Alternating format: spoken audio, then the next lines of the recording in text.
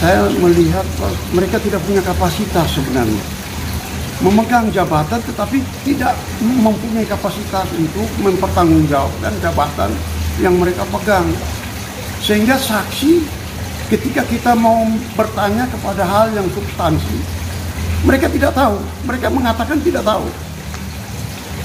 Ketika ditanya oleh hakim, mana yang mendahului, unggahan saya di YouTube ataukah LHP duluan, LHP BPK?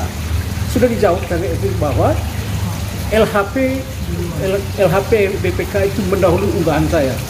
Jadi sini silogismenya jalan kan. Jadi ketika ada satu temuan yang merupakan itu dokumen publik, itu dirujuk oleh saya untuk diunggah sebagai edukasi di media sosial. Jadi nampak sekali saya melihat dua hal itu, ya di situ ada unregulated, tidak ada hal yang bertentangan dengan aturan. Kalau misalnya mereka lupa hal biasa, banyak pekerjaan di Bang ECT. Kalau orang sudah pernah mengajukan pengunduran diri, kemungkinan niat untuk bekerja dengan tulus itu sudah tidak ada, kan gitu.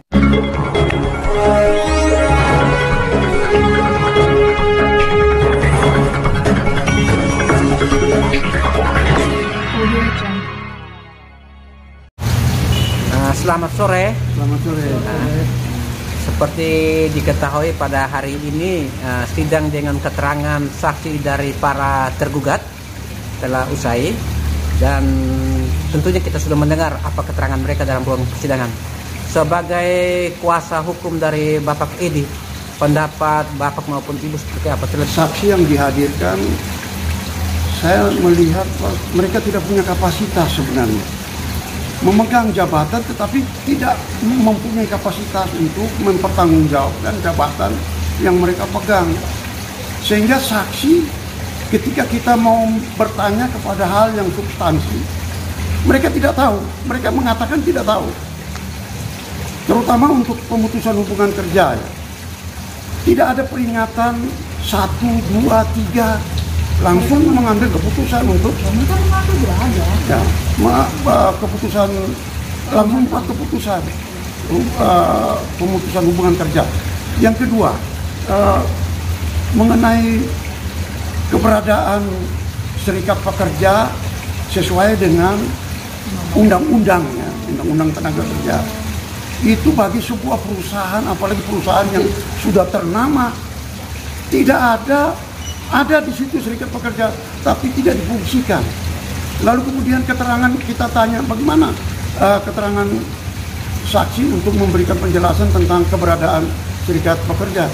Tidak ada tetapi tidak berfungsi, tidak efektif dikatakan. Kemudian yang berikut,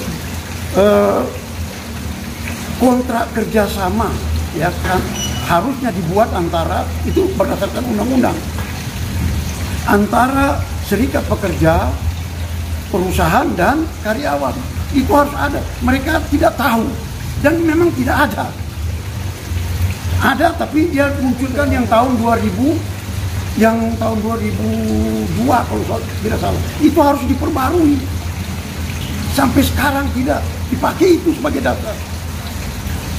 Tidak mengikuti perkembangan apa yang oleh undang-undang. Nah, ini persoalan yang tadi kita melihat sebagai sesuatu yang sebenarnya bertentangan dengan aturan baik internal maupun eksternal, undang-undang yang berlaku.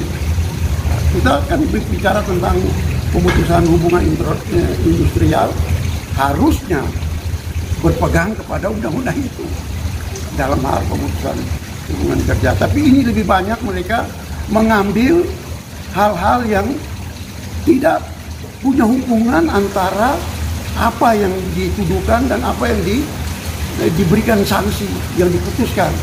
Seperti contoh temuan BPK. Temuan BPK tentang kerugian Bank NTT 50 miliar. Ya. Itu temuan itu sudah melalui proses sosialisasi pertemuan dengan DPR. Sudah diekspos. Itu tahun 2019. Dan kemudian tahun 2021 itu diunggah. waktu diunggah itu mereka ambil itu sebagai sebuah pelanggaran berat. Padahal yang dimaksudkan dengan pelanggaran berat itu adalah pelanggaran apabila dia menyampaikan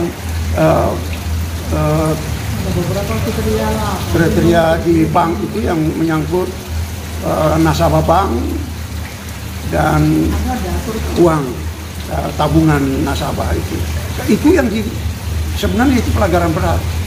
Kalau ini tidak, karena itu sudah diekspos oleh BPK dan itu merupakan temuan BPK itu final. Nah, ini mereka tidak tahu, tapi mereka berikan sanksi gara-gara unggahan itu. Padahal mereka tidak, ketika kita tanya, mereka bilang mereka tidak tahu. Tetapi mereka berikan sanksi tentang unggahan hasil daripada LHP BPK. Di sini menurut kami ini tidak adil. Sepengetahuan Bapak, ini saksi yang dihadirkan pada hari ini oleh Bank NTT bertugas sebagai apa di Bank NTT mereka ini? Mungkin Bapak itu. Ya, ini mantan rekan-rekan kerja saya ketika saya masih aktif ya. Jadi 3 orang saksi yang dihadirkan oleh tergugat ini adalah pejabat di Bank NTT. Mereka itu berposisi masing-masing sebagai kepala divisi. Yang pertama tadi itu kepala divisi Satuan Kerja Audit Intern atau biasa disingkat dengan SKAI. Itu kami biasa memanggil beliau itu Pak Gonsa Ati. Kemudian rekan kerja saya yang kedua itu kepala divisi Renkorsek, itu Pak Henry Wardoyo, itu teman saya juga. Kemudian yang terakhir kepala divisi SDM Pak Sandri Baralai, rekan kerja saya ketika saya juga masih aktif. Mereka bertiga ini adalah rekan-rekan kerja saya yang dulu mereka adalah algojo yang mem-PHK-kan saya ya dalam tim PHJ. Mereka algojonya. Sebenarnya mereka ada 5 di tim PHJ. Cuma yang dihadirkan oleh Bank NTT atau sebagai tergugat tadi mereka bertiga ini, gitu. Nah, mungkin Bapak bisa menceritakan terkait dengan proses persidangan tadi. Mungkin itu penilaian Bapak seperti apa itu? Ya. Kalau penilaian saya sebagai prinsipal yang sudah mengkuasakan kepada Bapak Irfan dan Mama Elti tadi menyaksikan, mendengarkan. Kalau saya lihat hanya ada 2 hal intinya ya. 2 hal yang menurut saya unregulated, tidak sesuai dengan aturan. Yang pertama soal proses pemecatan itu sesuai dengan aturan internal sendiri itu saya lihat tadi mereka tidak bisa menjelaskan secara eksplisit atau memberikan secara eksplisit apa tahapan. Misalnya tahapan sesuai dengan SK itu harus ada peringatan pertama, kedua dan seterusnya. Setelah peringatan itu diberikan, maka ada tahap kedua, yaitu saya selaku orang yang dituduhkan, disangkakan melakukan pelanggaran, memberikan hak jawab. Tetapi juga tadi tergambar secara eksplisit mereka aktif bahwa itu semua tidak ditempuh. Proses itu tidak ada. Itu dari segi proses. Kemudian dari segi alasan saya di PHK tidak dengan hormat. Jadi diksi tidak dengan hormat itu saya nampak sekali. Kalau tadi tidak nampak bahwa ada hal yang urgen sekali harus dipecat. Karena apa? Mereka tadi tidak menjawab bahwa ketika ditanya oleh hakim mana yang mendahului, unggahan saya di YouTube ataukah LHP duluan, LHP BPK. Sudah dijawab tadi itu bahwa LHP BPK itu mendahului unggahan saya. Jadi sini silogismenya jalan kan. Jadi ketika ada satu temuan yang merupakan itu dokumen publik, itu dirujuk oleh saya untuk diunggah sebagai edukasi di media sosial. Jadi nampak sekali saya melihat 2 hal itu ya, di situ ada unregulated, tidak ada hal yang bertentangan dengan aturan. Nah, Bapak, tadi dalam ruang persidangan ada keterangan dari kuasa hukum tergugat bahwa beberapa waktu yang lalu Bapak pernah mengajukan pengunduran diri. Mungkin Bapak bisa menjelaskan terkait hal tersebut. Ya, menarik sekali ya, memori saya dikembalikan ke beberapa tahun lalu ketika saya menjabat sebagai seorang wakil kepala cabang di Ruteng. Kurang lebih tahun 2014 atau tahun 2015. Pada saat itu ya ada kondisi tidak ideal ya di dalam relasi kerja, hubungan kerja. Sebagai seorang profesional bankers ya, tentu kaidah norma-norma bengkel yang benar. Pada saat itu saya lihat ada yang tidak ideal. Tidak ideal ini ujungnya pada saat itu saya mengajukan permohonan untuk pensiun dini pada saat itu, minta berhenti. Pernah terjadi itu di tahun 2015. Sebetulnya saya sudah lupa ya peristiwa itu ya, tapi tadi memori saya diingatkan kembali. Baiklah, sekedar untuk mengingatkan itu. Begitu, itu pernah terjadi. Ya. Apakah menurut Bapak punya hubungan dengan permasalahan saat ini? Ya, saya kira antara premis dan konklusi tidak ada ya. Jadi dia membangun premis bahwa saya pernah mengajukan permohonan, kemudian ini memakai itu sebagai sebuah konklusi dengan dihubungkan dengan pemecatan saya. Saya tidak melihat di situ, tidak tahu. Mungkin nanti ini kita perlu pembelajaran ilmu silogisme lagi ya. Tidak ada hubungan sih sebenarnya. Tapi kalau mereka merasa ini sesuatu hal tertarik yang perlu di lain panggung kita bicara lah, itu boleh lah. Tapi kalau misalnya harus dihubungkan dengan ini, kayaknya saya tidak mau masuk ke area itu karena tidak nyambung antara premis dan konklusinya tidak nyambung. Saya lihat Ibu lebih gencar terkait dengan undang-undang ketenaga kerja itu dengan buruh. Ya. Mungkin Ibu bisa menjelaskan. Ya. Dalam undang-undang nasional itu diatur dan otomatis perusahaan manapun juga termasuk BUMN itu sudah tunduk pada aturan hukum nasional. Jadi tidak boleh dong kita melawan. Jadi Bank NTT tidak melakukan itu ada, tapi alasan tadi mereka semua bertiga satu tahu. Kalian kan pegawai semua masa nggak tahu?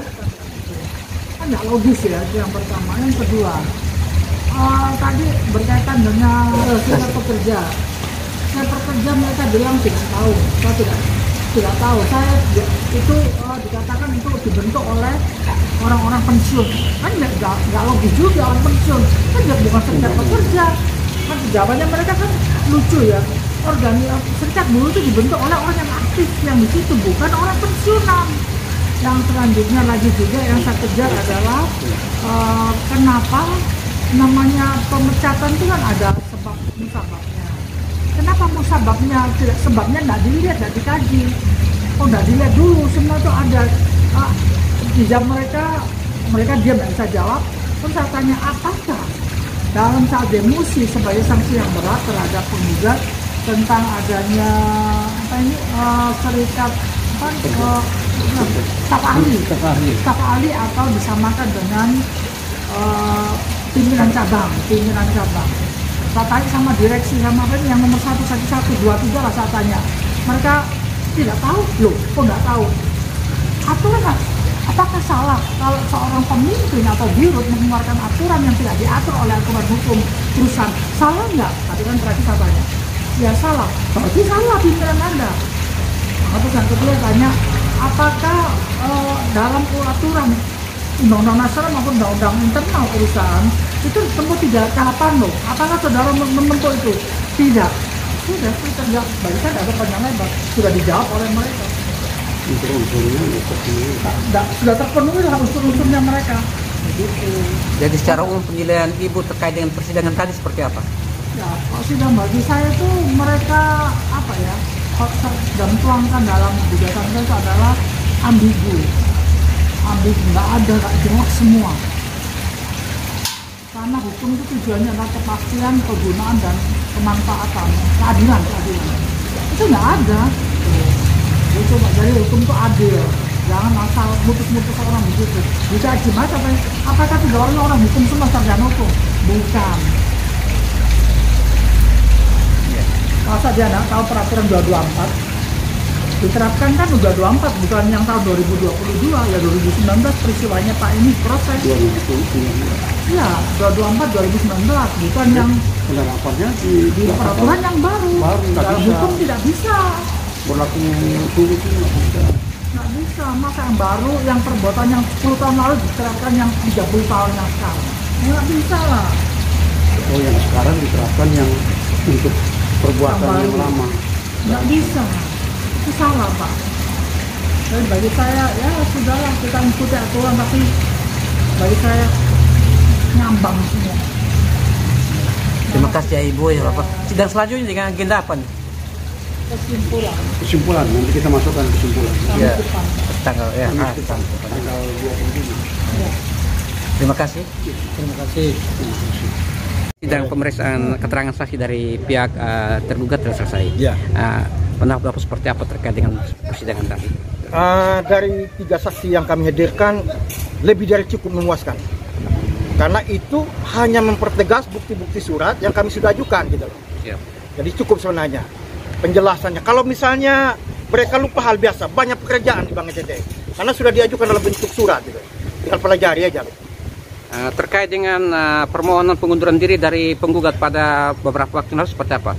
Jadi kaitannya begini, kalau orang sudah pernah mengajukan pengunduran diri, lantas karena mungkin kakaknya atau saudara sepupunya waktu itu sebagai dirut, kemungkinan niat untuk bekerja dengan tulus itu sudah tidak ada, kan gitu.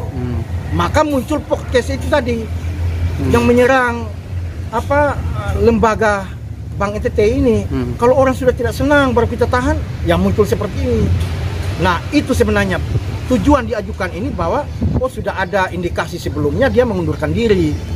Gitu loh. Tidak senang lagi kerja di Bank NTT. Kalau sudah tidak senang kerja di Bank NTT, pasti ada aneh-anehnya gitu. Aneh-aneh macam ya muat di podcast lah dan macam-macam lah kan.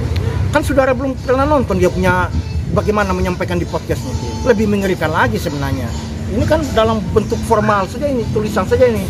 Apakah berkaitan dengan pengunduran diri yang lalu? Oh bukan. Bukan. Ini tidak ada hubungannya. Tapi kita bisa menghubungkan antara etos kerja seseorang gitu loh. Kinerja seseorang. Kalau dia sudah tidak senang lagi, baru dia dipaksakan untuk kerja agak repot gitu. Yang kedua, kalau disinggung kenapa tidak ada P1, P2, itu P1, P2 itu hukuman. Jadi hukuman dalam taraf ringan gitu loh. Sedangkan pemberhentian itu juga hukuman dalam level yang berat gitu. Jadi itu kalau untuk apa orang P1 kalau perbuatannya berat nggak bisa. Langsung aja. Terima kasih.